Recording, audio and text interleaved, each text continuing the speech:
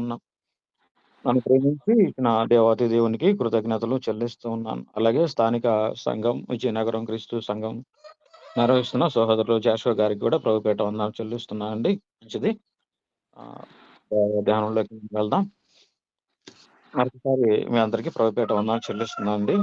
పరిశుద్ధ గ్రంథం నుంచి అపోస్తలుడైన పౌలు తిమోతికి రాసిన మొదటి పత్రిక. బ్రదర్, నా వాయిస్ మీ అందరికీ చక్కగా అర్థమవుతుంది కదండీ! అర్థమవుతుందండి.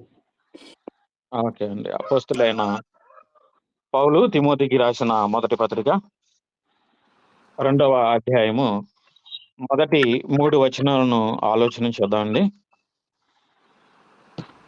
అపోస్తలుడైన పౌలు తిమోతికి రాసిన మొదటి పత్రిక 2వ అధ్యాయము మొదటి 3 వచనాలు. మనము సంపూర్ణ భక్తియు మాన్యతయు కలిగి నెమ్మదిగాను సుఖముగాను బ్రతుకు నిమిత్తము అన్నిటికంటే ముఖ్యముగా మనుష్యులందరి కొరకును రాజుల కొరకును అధికారులందరి కొరకును విజ్ఞాపనములను ప్రార్థనలను యాచనలను కృతజ్ఞతాస్తుతులను చేయవలనని హెచ్చరించున్నాను.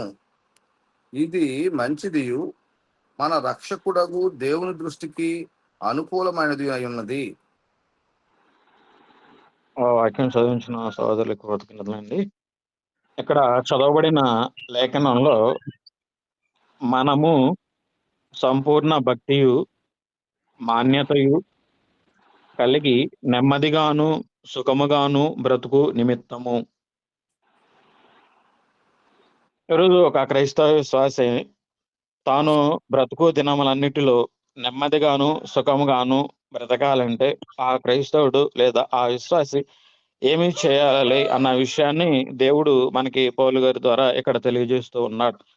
ఏమి చేయమని చెప్తున్నాడంటే, మనము సంపూర్ణ భక్తియు మాన్యతయు కలిగి నెమ్మదిగా సుఖముగా బ్రతుకు నిమిత్తము.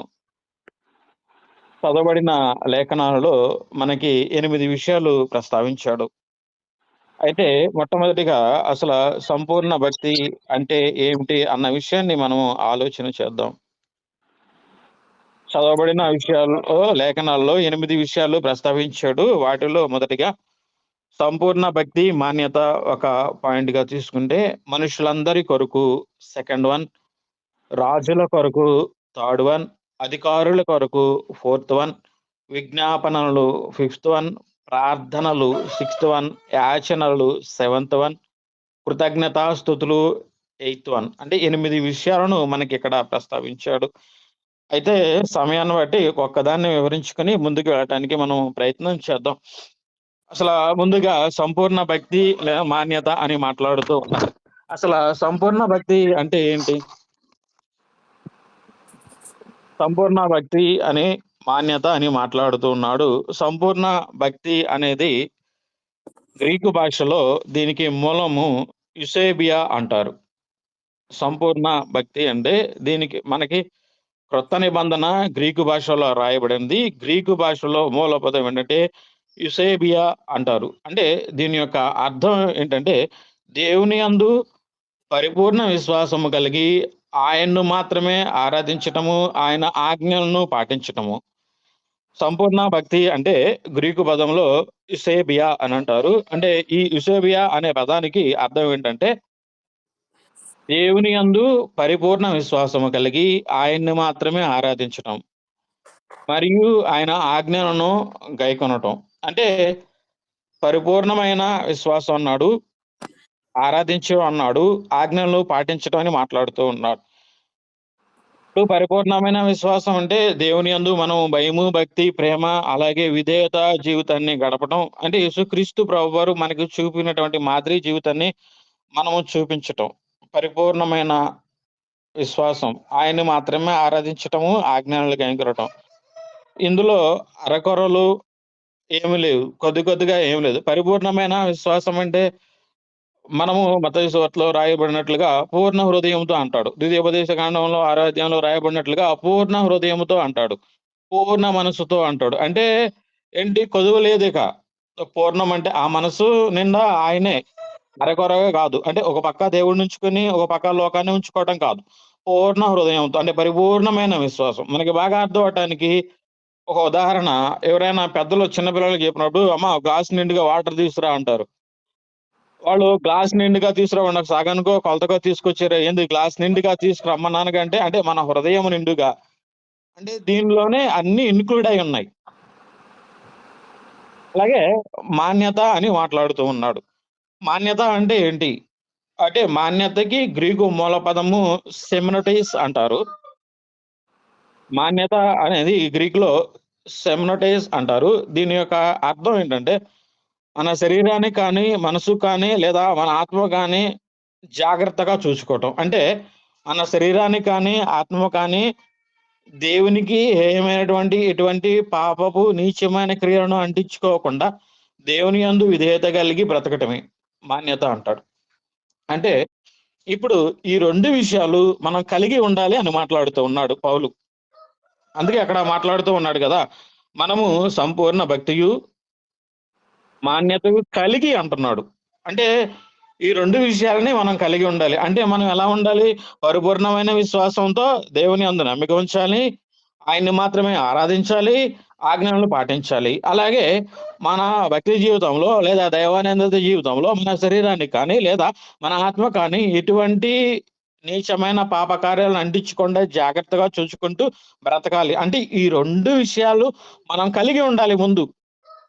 సుఖంగా, నెమ్మదిగా బ్రతకాలంటే నేనేం చేయాలంటే ఈ 2 విషయాలు కలిగి ఉండాలి. అంటే ఒక విశ్వాసి, ఒక క్రైస్తవుడు ఏం చేయాలంటే ఈ 2 విషయాలని కలిగి ఉండాలి. కలిగి ఉండి ఇప్పుడేం చెప్తున్నాడు? మనుషులందరి కొరకు అంటున్నాడు.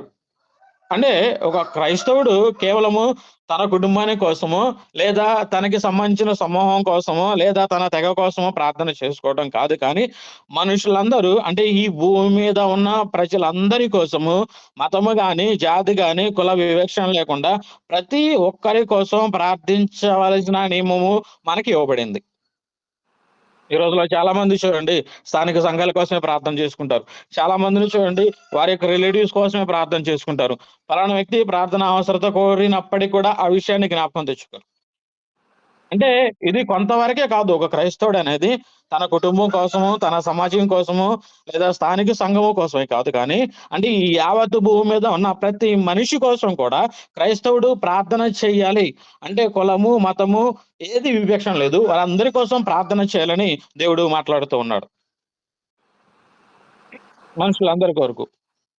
అలాగే రాజుల కొరకు అని మాట్లాడుతూ ఉన్నాడు. రాజులను గ్రీకు పదంలో బసిలియోస్ అంటారు. దీని యొక్క అర్థం ఏంటంటే, భూరాజుల నిమిత్తము లేదా పరిపాలన చేసేవారి కోసం గాని, లేదా ప్రపంచ నాయకుల కోసం కానీ, లేదా దేశ నాయకుల కోసం కానీ ప్రార్థన చేయాలి అనే నియమము ఒక క్రైస్తవులైన, ఒక విశ్వాసికైనా మనకైనా ఇవ్వబడింది. మరి ఇంకోసారి రిపీట్ చేస్తున్నానండి. రాజులు అనే పదానికి గ్రీకులో బసిలియాస్ అంటారు. దీని యొక్క అర్థం ఏంటంటే, పరిపాలన చేయువారి కొరకు. అంటే స్థానికంగా కావచ్చు, ప్రాంతీయంగా కావచ్చు, నాయకులందరి కోసం అంటే దేశ నాయకులు కావచ్చు, ప్రపంచ నాయకులు కావచ్చు, వారి కోసం ఏం చేయాలంటే ప్రార్థన చేయాలని నియమం మనకి ఇవ్వబడింది. ఆ తర్వాత అధికారులు అని మాట్లాడుతూ ఉన్నాడు. అంటే అధికారులు అనే పదానికి మూల పదం గ్రీక్‌లో హైపరాక్స్ అని మాట్లాడుతూ ఉంటాడు. దీని యొక్క అర్థం ఏంటంటే, అంటే ప్రాంతాన్ని బట్టి లేదా ఉన్నత స్థానంలో ఉన్న అధికారులు అని దీని యొక్క అర్థం. అంటే అధికారుల కొరకు, స్థానికంగా ఉన్న ఉన్నతమైన అధికారుల కొరకు, లేదా అత్యున్నతమైన స్థానంలో ఉన్న అధికారుల కొరకు కావచ్చు. అంటే వారి కొరకు ప్రార్థన చేయాలని మనకి ఇవ్వబడింది. అసలు ఉద్యోగులుంటారు, అధికారులుంటారు. ప్రాంతీయంగా మనం చూసుకుంటే ఒక ఊరికి ఉన్న ఒక ఎంఆర్‌ఓ కావచ్చు, లేదా ఒక వీఆర్‌ఓ కావచ్చు, వారి కింద పనిచేసేవాళ్ళు కావచ్చు, లేకపోతే మనతో పాటు పనిచేసే సహ ఉద్యోగులు కావచ్చు, ఎవరైనా వారి కొరకు మనం ఏం చేయాలంటే ప్రార్థన చేయాలని అన్న ఒక నియమం మనకి ఇవ్వబడింది. ఇంతవరకు మీకు 3 విషయాలు ప్రస్తావించానండి. 4 విషయాలు ప్రస్తావించాను. మాన్యత అంటే ఏంటో, సంపూర్ణ భక్తి అంటే ఏంటో తెలియజేయడం జరిగింది.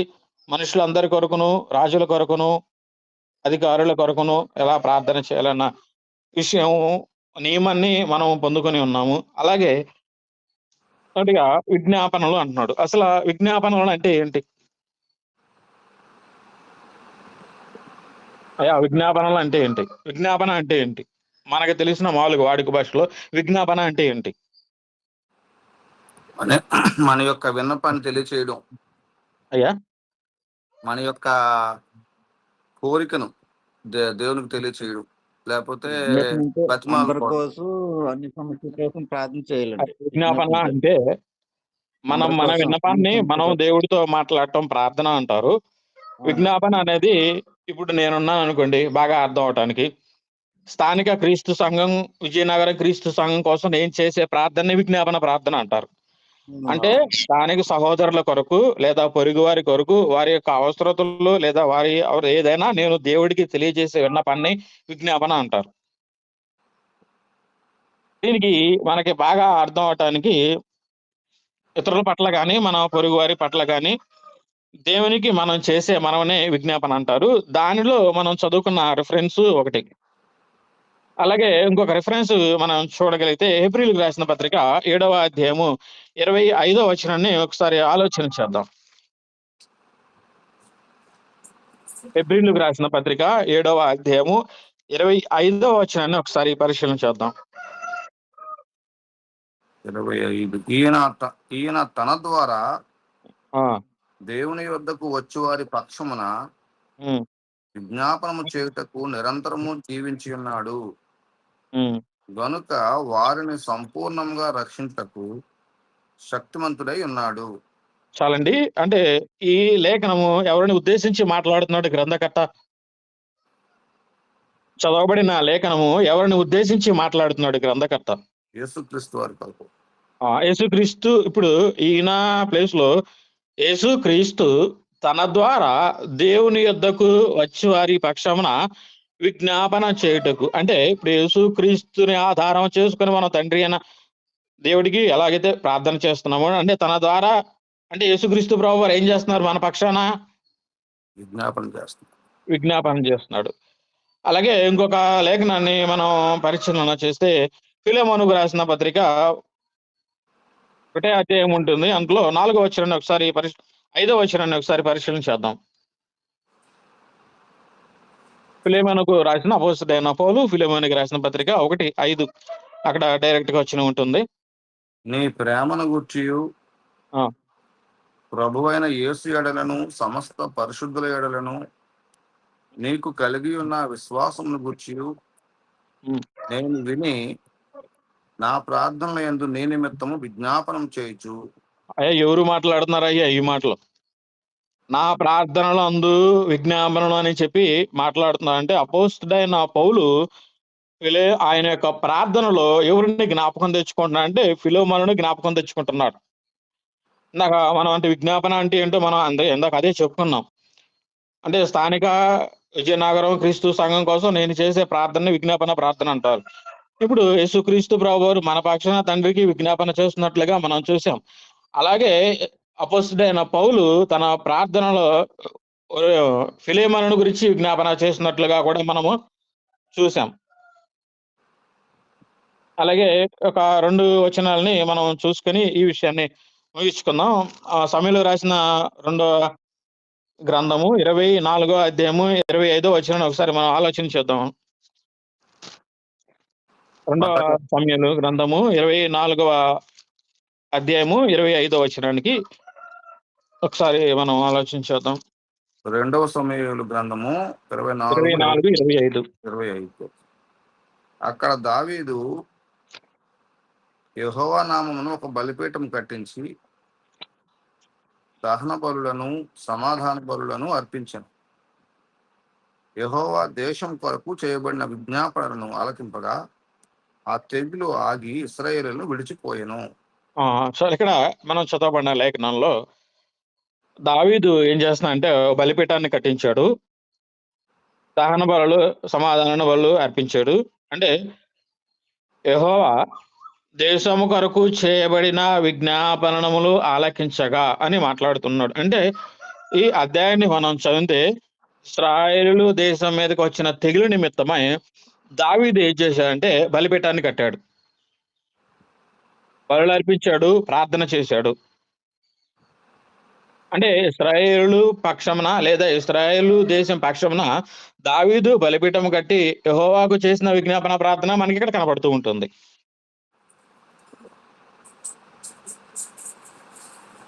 సరే, నెహెమ్యా గ్రంథము మొదటి అధ్యాయము 2-4 వచనాలను చదువుదామండి. నెహెమ్యా గ్రంథము మొదటి అధ్యాయము 2-4 వచనాలను చదువు. నా సహోదరులలో ఉమ్, హనానీయను ఒకడు, ఆ, యూదులలో కొందరును వచ్చిరి. ఆ, చెరపట్టబడిన శేషములో తప్పించుకున్న యూదులను గూర్చియు ఆ, యెరూషలేమును గూర్చియు ఉమ్, నేను వారిని అడుగగా, ఉమ్, వారు చెరపట్టబడిన వారిలో శేషించిన వారు ఆ దేశములో బహుగా శ్రమను నిందను పొందుచున్నారు, మరియు యెరూషలేము యొక్క ప్రాకారము పడద్రోయబడినది, ఆ, దాని గుమ్మములను అగ్నిచేత కాల్చబడినవని నాతో చెప్పిరి. ఆ, ఈ మాటలు వినినప్పుడు నేను కూర్చుండి ఏడ్చి కొన్ని దినములు దుఃఖముతో ఉపవాసముండి ఆకాశమందలి దేవుని ఎదుట విజ్ఞాపన చేస్తుని.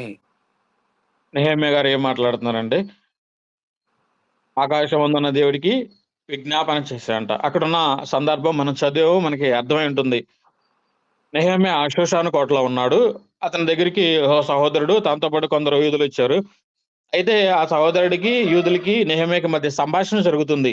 వాళ్ళు మాట్లాడుకుంటూ నెహెమ్యా అంటున్నాడు, ఏంటి ఈ సంగతులు, ఏంటి ఈ విషయాలు అని మాట్లాడుతున్నప్పుడు, అయ్యా వాళ్ళు చాలా ఇబ్బందులు పడుతున్నారు, శ్రమ పడుతున్నారు. యెరూషలేము ప్రాకారాలు కూల్చివేయబడ్డాయి, ఆ గుమ్మాలు అగ్నితో కాల్చబడ్డాయి అన్న విషయాలు నెహెమ్యాకి తెలిసినప్పుడు నెహెమ్యా ఏం చేశాడంటే, కూర్చుండి కొన్ని దినములు దేవునికి ఏం చేసినట్టుగా విజ్ఞాపన చేసినట్టుగా మనకు కనబడుతూ ఉంటుంది. తర్వాత వచనాలు మనం చూసుకుంటే అసలు ఆయన చేసిన ప్రార్థన ఎంత అద్భుతంగా ఉంటుంది. అంటే ఇక్కడ నెహెమ్యా తన వారి కొరకు విజ్ఞాపన చేసినట్టు, యెరూషలేము వరకు విజ్ఞాపన చేసినట్టు మనం చూడగలం. అలాగే ఇందాక దావీదు గారు ఇశ్రాయేలు పక్షమున చేసినట్టు విజ్ఞాపనను మనం ఇశ్రాయేలు దేశం యొక్క పక్షం చేసిన విజ్ఞాపన మనం చూడగలం. అలాగే యేసుక్రీస్తు ప్రభువారు హ్మ్, మన ద్వారా విజ్ఞాపన చేస్తున్నట్టు మనం చూడగలం. అంటే ఇంకా అనేకమైన రిఫరెన్స్ మనం చూడొచ్చు. కానీ సమయాన్ని బట్టి రోమిలికి రాసిన పత్రిక 8వ అధ్యాయము 26, 27 వచనాలు చూస్తే పరిశుద్ధాత్ముడు కూడా మన పక్షాన విజ్ఞాపన చేస్తున్నట్లు మనకి కనబడుతుంది. రోమిలికి రాసిన పత్రిక 8వ అధ్యాయము 26, 27 వచనాలు. అటువలే అటువలే ఆత్మయు మన బలహీనతను చూచి ఆత్మయు మన బలహీనతలను చూసి సహాయము చేయుచున్నాడు. సహాయము చేయుచున్నాడు. ఏలయనగా ఏలయనగా మనము యుక్తముగా ఎలాగూ ప్రార్థన చేయవలనో మనకు తెలియదు గాని ఆ, ఉచ్చరింప సఖ్యము కాని మూలుగులతో ఆ ఉమ్, ఆత్మ తానే మన పక్షముగా విజ్ఞాపనం చేయుచున్నాడు. ఏం చేస్తానంట మన పక్షాన విజ్ఞాపనం చేస్తాంట, ఉచ్చరింపు సఖ్యము కానీ మూలుగులతో. అంటే కొన్ని సార్లు మనం ప్రార్థనలో ఉన్నప్పుడు మాటలు రావు, దుఃఖము కన్నీళ్ళు వచ్చినప్పుడు అంటే పరిశుద్ధాత్ముడే మన పక్షాన ఏం చేస్తూ ఉంటున్నాడు, విజ్ఞాపన చేస్తూ ఉన్నాడు. విజ్ఞాపనకి కొన్ని రిఫరెన్సెస్ మనం చూసామండి. అట్లాగే ప్రార్థన ప్రార్థన అంటే ఏంటి?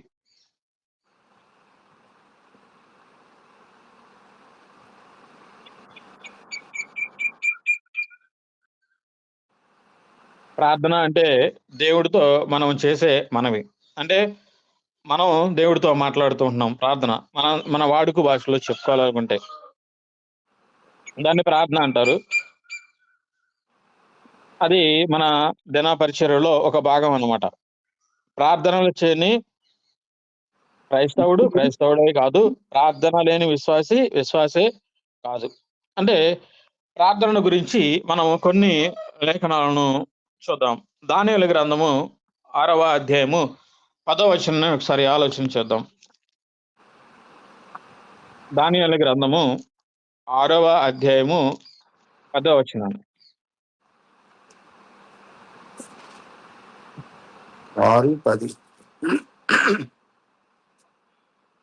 దానియేలు గ్రంథము 6వ అధ్యాయము 10వ వచనం అండి.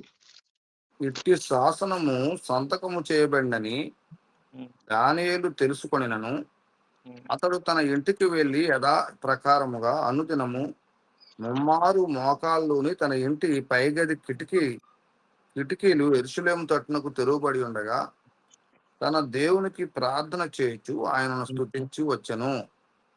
ఇక్కడ దానియేలు ఏం చేస్తున్నాడంట, ఈ 6 అధ్యాయంలో ఉన్న సారాంశము మనందరికీ తెలిసిందే. అంటే అటు మరణ శాసనము విధించబడిందని దానియేలుకి తెలిసినప్పటికి కూడా దానియేలు ఏం చేస్తున్నాడు, యథాప్రకారం ముమ్మారు ప్రార్థన చేస్తున్నాడు. ఈరోజు క్రైస్తవులుగా పిలువబడుతున్న మనం, లేదా అవిశ్వాసులుగా పిలువబడుతున్న మనమైనా, లేదా సేవకులు పిలువబడుతున్న మనమైనా, ప్రతికూల పరిస్థితులు వచ్చినప్పుడు నిజంగా మనము దేవునికి ప్రార్థన చేసే వ్యక్తులుగా కనబడుతున్నామా, దేవుణ్ణి స్తుతించే వ్యక్తులుగా మనం కనబడుతూ ఉన్నామా అన్న విషయాన్ని మనము ఆలోచన చేసుకోవాల్సిన అవసరత మన పైన ఉంది. అంటే ఇక్కడ దానియేలుకి ఎటువంటి పరిస్థితి ఎదురైంది, అవన్నీ ఏమీ పట్టించకుండా తన మరణం మీదకి వచ్చినప్పుడు కూడా, తన ప్రాణం తీసేస్తారని తెలిసినప్పుడు కూడా ఆయన యథాప్రకారం ప్రార్థన చేస్తున్నాడు. ముమ్మారు రోజుకి 3 సార్లు ప్రార్థన చేస్తున్నాడు. ఈ రోజు మనం ఎన్ని సార్లు చేయగలుగుతున్నాము ప్రార్థన? ఒక రోజులో విశ్వాసులని చెప్పుకుంటున్నాం మనము, క్రైస్తవులని చెప్పుకుంటున్నాం మనము. ఒక రోజులో ఎన్నిసార్లు మనం ప్రార్థన చేయగలుగుతున్నాము? ఎవరి జీవితాలను వారు పరిశీలన చేసుకుంటే అర్థమైంది. వ్యక్తిగతంగా నా జీవితాన్ని నేను పరిశీలన చేసుకుంటే, నేను దేవునికి ఎన్నిసార్లు ప్రార్థన చేయగలుగుతున్నాను అని నాకు అర్థమవుతుంది. లేదా మీరైనా, లేదా ఎవరైనా వారి వారి వ్యక్తిగత జీవితాలను పరిశీలన చేసుకుంటే, దేవునికి మనం ఎన్నిసార్లు ప్రార్థన చేయగలుగుతున్నాం అన్న విషయాన్ని, అది అనుకూల పరిస్థితుల్లో ప్రార్థన చేస్తున్నామా, ప్రతికూల పరిస్థితుల్లో ప్రార్థన చేస్తున్నామా అన్న విషయాన్ని మనం ఆలోచన చేయవలసిన అవసరం ఉంది. ఈరోజు కష్టాలు వస్తే దేవుడు మర్చిపోయే వ్యక్తులు చాలా మంది కనబడుతూ ఉంటారు విశ్వాసుల్లో. అనుకూల సమయంలో ఉన్నప్పుడు దేవుని యందు బాగా అపారమైన విశ్వాసాన్ని, భక్తి జీవితాన్ని కలిగి ఉన్నట్లు కనబడుతూ ఉంటారు. కానీ ప్రతికూలమైన పరిస్థితులు వచ్చినప్పుడు, అబ్బా ఏం దేవుళ్ళయ్యా, మన జీవితాలు ఏం చేశాడు, ఏదో ఈ కష్టం. అంటే మన జీవితంలో దేవుడు చేసిన మేలులు అన్నీ మర్చిపోయి, ఏదైతే ఒక విషయంలో దేవుడు మనవి ఆలకించడో, లేదా నాశనం చేస్తాడో, దాన్ని పట్టుకుని మన విశ్వాస జీవితంలో మనం సల్లగిలుతున్నట్టుగా కనబడుతూ ఉంటుంది. అంటే ప్రతికూల పరిస్థితుల్లో మనం ఎలాగా ఉండగలుగుతున్నాం, దేవుడికి ప్రార్థన చేయగలుగుతున్నామా? అలాగే కీర్తనల గ్రంథంలో దావీదు గారు కూడా మనకు కనబడుతూ ఉంటారు. 55వ కీర్తనల గ్రంథము 55వ అధ్యాయము 17వ వచనంలో దావీదు గారు కూడా ముమ్మారు ప్రార్థన చేస్తున్నాడు.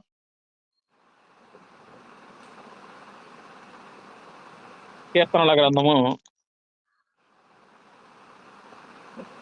సాయంకాలమున, ఉదయమున, ఆ మధ్యాహ్నమున ఆ నేను ధ్యానించుచు ఆ మొరపెట్టుకొందును, ఆయన ఆ. నా ప్రార్థన ఆలకించును.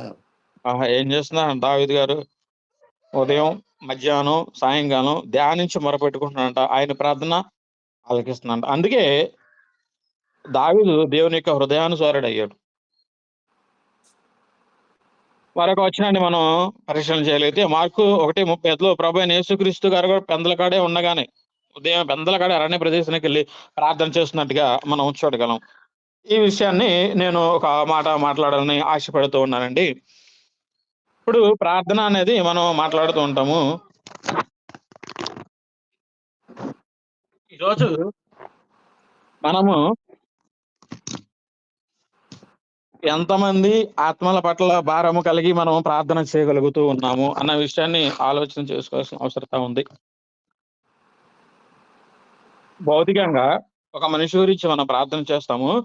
మనిషి అంటే భౌతికమైన వ్యక్తి కాదు, తన లోపల ఉన్న ఆత్మ. అయితే ఈరోజు ఎన్నో ఆత్మలు పతనమైన స్థితిలో ఉన్నాయి, నీచమైన స్థితిలో ఉన్నాయి, మరణములో ఉన్నాయి, బంధకాలతో బంధింపబడి ఉన్నాయి, పాపంలో ఉన్నాయి. అంటే అటువంటి ఆత్మల కొరకు మనము దేవుని ఎదుట ఎంత ప్రార్థన చేయగలుగుతూ ఉన్నాము? ఎన్నో ఆత్మలు రక్షణ లేకే ఉన్నాయి. వారి కొరకు మనం ప్రార్థన చేయగలుగుతూ ఉన్నామా లేదా అన్న విషయాల్ని మనం పరిశీలన చేసుకోవాల్సిన అవసరత మన పైన ఉంది.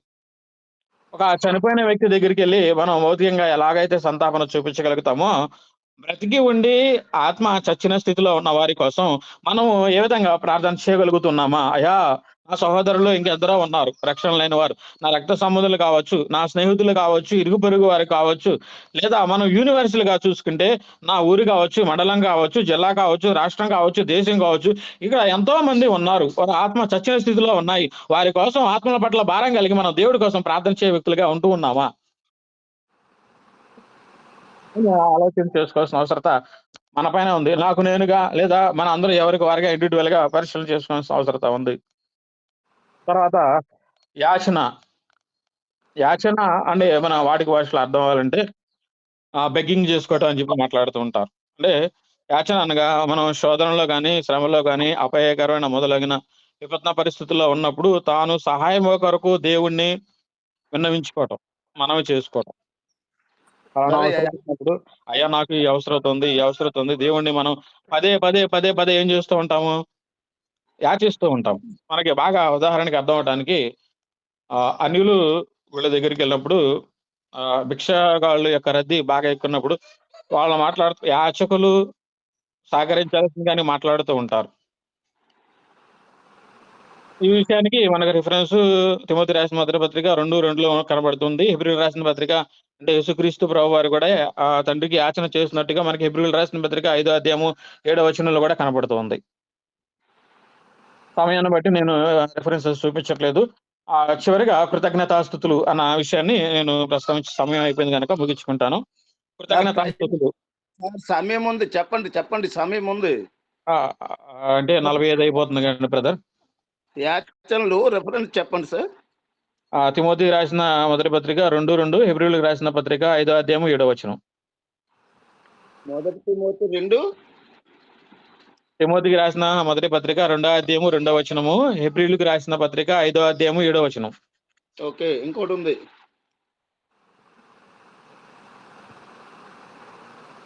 అది కృతజ్ఞత అని చెప్పారండి. కృతజ్ఞతకి రిఫరెన్స్ చెప్పలేదు, చెప్తాను.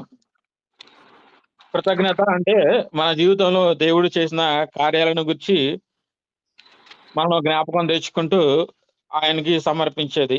ఈ కృతజ్ఞతకి గ్రీకు మూలపదము యూకరిస్టియా అంటారు. యు అంటే మంచి, క్యారీస్ అంటే దయను లేదా కృపను, అనుగ్రహమును పొందుకోవటం. అంటే కృతజ్ఞత స్తుతులు అనే పదానికి గ్రీకు మూల పదం అంటే యూకరిస్టిస్ అంటారు. యు అంటే మంచి, ఆ క్యారిస్ట్ అంటే దయను, కృపను లేదా అనుగ్రహాన్ని పొందుకోవటం.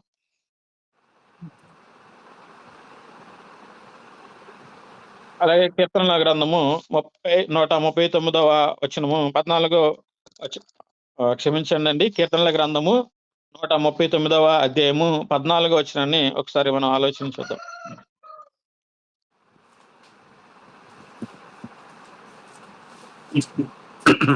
నూట 39వ అధ్యాయము 139వ అధ్యాయము 14వ వచనము చదువుకుందాం. నీవు నన్ను కలుగు చేసిన విధము చూడగా భయమును ఆశ్చర్యమును నాకు పుట్టుచున్నవి. అందును బట్టి నేను నీకు కృతజ్ఞతాస్తుతులు చెల్లించుచున్నాను. ఈ విషయము భౌతిక సంబంధమైన జన్మ గురించి మనతో మాట్లాడుతూ ఉంటాడు కీర్తనకారుడు. అంటే క్రైస్తవులైన మనకి ఎన్ని జన్మలు ఉంటాయండి? ఒకటే జన్మ. క్రైస్తవులైన మనకి ఎన్ని జన్మలు ఉంటాయి? ఒకటే జన్మ. రెండు జన్మలు. క్రైస్తవులైన మనకి 2 జన్మలు ఉంటాయండి. ఒకటి భౌతికంగా తల్లిదండ్రుల నుంచి సంక్రమించిన జన్మ, రెండవది బాప్తిసం తీసుకోవడం ద్వారా మనం జన్మించిన ఆత్మ సంబంధమైన జన్మ. ప్రతి క్రైస్తవుడికి 2 జన్మలు ఉంటాయి. అయితే ఇక్కడ భౌతిక సంబంధమైన జన్మ గురించి మాట్లాడుతూ ఉన్నాడు. ఈ ఈ విషయాలను మనం ఆయా సందర్భాల్లో పుట్టినరోజులు, వేడుకలు, వీటిలో మాట్లాడుతూ ఉంటాం. అంటే ఆయన మనల్ని కలుగు చేసిన విధము చూస్తే అది ఇక వర్ణాతీతం అనమాట. మనలో ఉన్న ఒక నరాలతో గాని, ఎముకలు గాని లేదా ఏ అవయవాన్ని ఎక్కడ పెట్టాలి. అందుకే నీవు నన్ను కలగచేసిన విధము చూడగా నాకు భయము, ఆశ్చర్యం కలుగుతుంది. అసలు ఒక మానవ నిర్మాణమే ఒక ఆశ్చర్యం.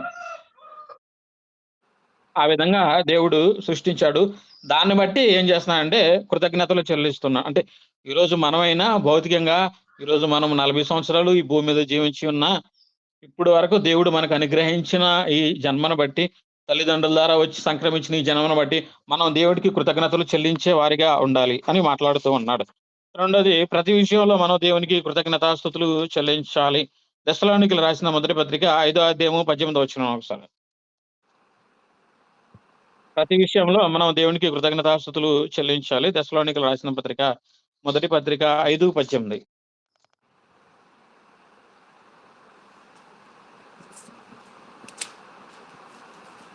5:18 చదువుతున్నానండి. ఓకే. ప్రతి విషయం నందును ప్రతి విషయంలోనూ చెల్లించుడి. ఇలాగు చేయుట యేసుక్రీస్తునందు మీ విషయంలో దేవుని చిత్తము. ఆత్మను ఆత్మకుడి, చాలండి, ప్రవచించుటను చాలండి. నిర్లక్ష్యము చేయకుడి. ఏం మాట్లాడుతున్నాడంటే చాలండి. ప్రతి విషయంలోనూ కృతజ్ఞతాస్తుతులు చెల్లించండి. అంటే ఏమి చేసినా సరే కృతజ్ఞతాస్తుతులు చెల్లించండి. అంటే కృతజ్ఞతాస్తుతులు చెల్లించటము యేసుక్రీస్తునందు మీ విషయంలో దేవుని చిత్తమై ఉన్నది. అంటే మనం కృతజ్ఞతాస్తుతులు చెల్లించాలి. అది దేవుడికి చిత్తమై ఉన్నది. ఒకటి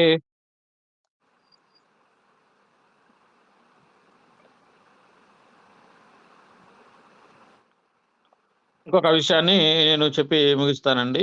ఇది మన ఆత్మ సంబంధమైన జన్మ గురించి మాట్లాడుతూ కొరింథీయులకు రాసిన మొదటి పత్రిక 11వ అధ్యాయము 23-27 వచనాలు మనము పునరుద్ధాన దినమున ప్రతిరోజు చదువుకునే హెచ్చరిక వాక్యము. నేను మీకు అప్పగించిన దానిని హ్మ్. ప్రభు వలన పొందితిని. ప్రభు అయిన యేసు తాను అప్పగించిన రాత్రి ఒక రొట్టెను ఎత్తుకొని కృతజ్ఞతాస్తులు చెల్లించి దాన్ని విరిచి, ఇది మీ కొరకైన నా శరీరము, నన్ను జ్ఞాపకం చేసుకున్నట్టుకై దీన్ని చేయడం చెప్పాను. ఆ ప్రకారమే భోజనమైన పిమ్మట ఆయన పాత్రను ఎత్తుకొని, ఈ పాత్ర నా రక్తం వలన క్రొత్త నిబంధన, మీరు దీనిలోని త్రాగునప్పుడల్లా నన్ను జ్ఞాపకం చేసుకున్నట్టుకై దీన్ని చేయడం చెప్పాను. మీరు ఈ రొట్టెను తిని ఈ పాత్రలోని త్రాగునప్పుడల్లా ప్రభు వచ్చే వరకు ఆయన మరణం ప్రచురించుదురు. కాబట్టి ఎవడు అయోగ్యంగా ప్రభు యొక్క రొట్టెను తిననో లేక ఆయన పాత్రలోని త్రాగునో వాడు ప్రభు యొక్క శరీరంను గూర్చి రక్తమును గూర్చి అపరాధి యగును. కాబట్టి చాలండి. చదవబడిన లేఖనాలు మనం ప్రతి పునరుద్ధాన దినమున ఆదివారం ముందు మనం చదువుతూనే ఉంటాం. ఈ లేఖనాల్లో ఏం చెప్తున్నాడు దేవుడు మనకి? ఈ లేఖనాల్లో దేవుడు చెబుతున్నాడు. లేదా అసలు మనము రొట్టె ద్రాక్షారసం తీసుకునేటప్పుడు ఏం చేస్తాం మనం? అసలు మనం ఏం చేయాలి? రొట్టె ద్రాక్షారసాన్ని మనం తీసుకుంటూ ఉంటాము. అయితే మనం ఏం చేయాలి అసలు? వివేచన చేసుకొని తీసుకోవాలి. ఏమండి? మనం చేసే వివేచన చేసుకోవాలి. ఇంకా పరిశుద్ధంగా దే తీసుకోవాలి. దేవునికి కృతజ్ఞతాస్తుతులు చెల్లించి తీసుకోవాలి. ఒకటండి. ఎందుకు చెల్లించాలండి? యేసుక్రీస్తును మన కొరకు పంపించాడు కాబట్టి. ఆయన మన కొరకు ప్రాణం పెట్టాడు కాబట్టి మనం ఏం చేయాలంటే మొట్టమొదటి కృతజ్ఞతాస్తుతులు చెల్లించాలి. తర్వాత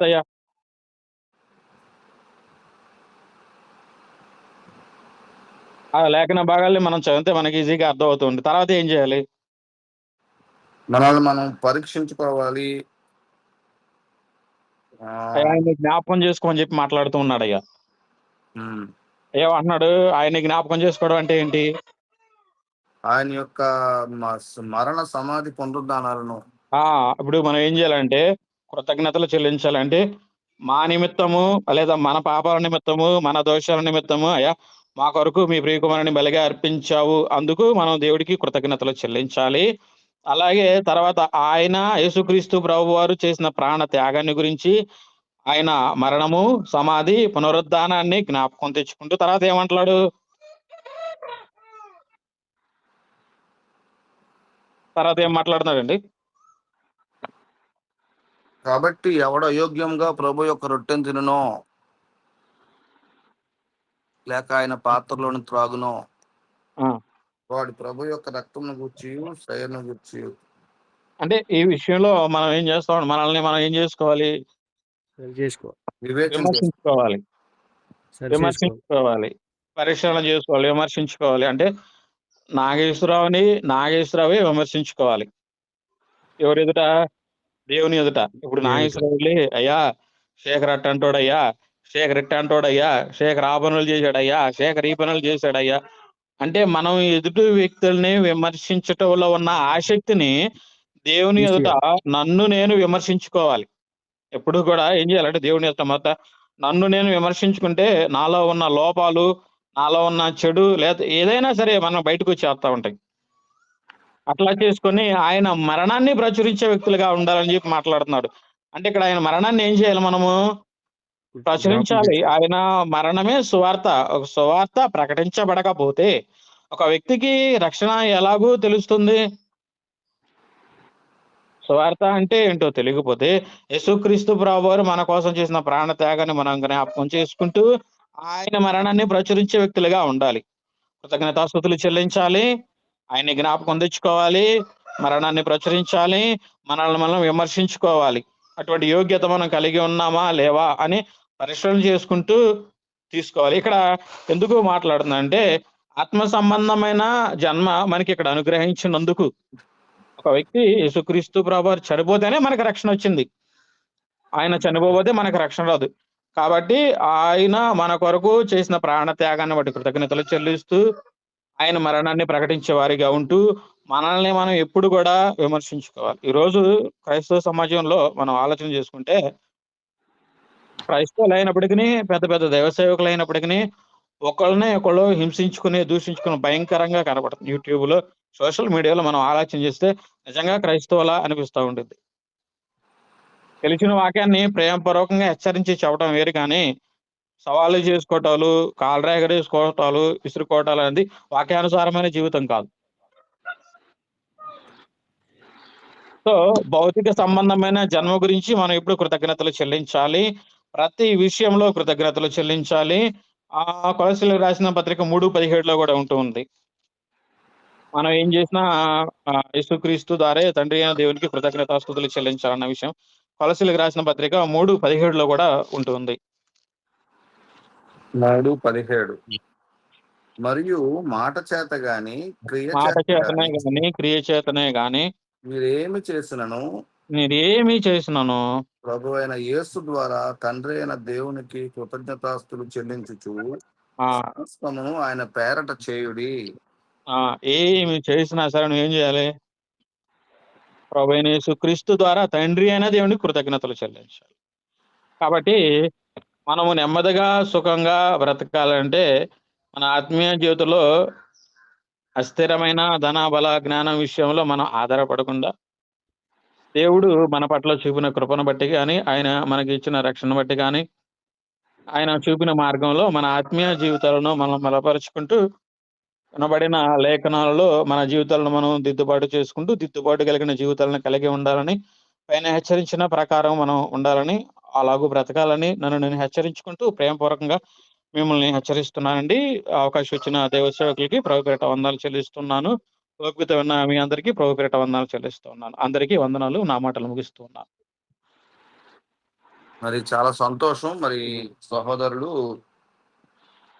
ఈ నాగేశ్వరరావు గారు మరి బాపట్ల నుంచి మనకి ఏమండి ఆర్ నాగేశ్వరరావు గారు అమర్తలూరు అండి మాది బాపట్ల జిల్లా వచ్చింది. ఏ ఊరండి?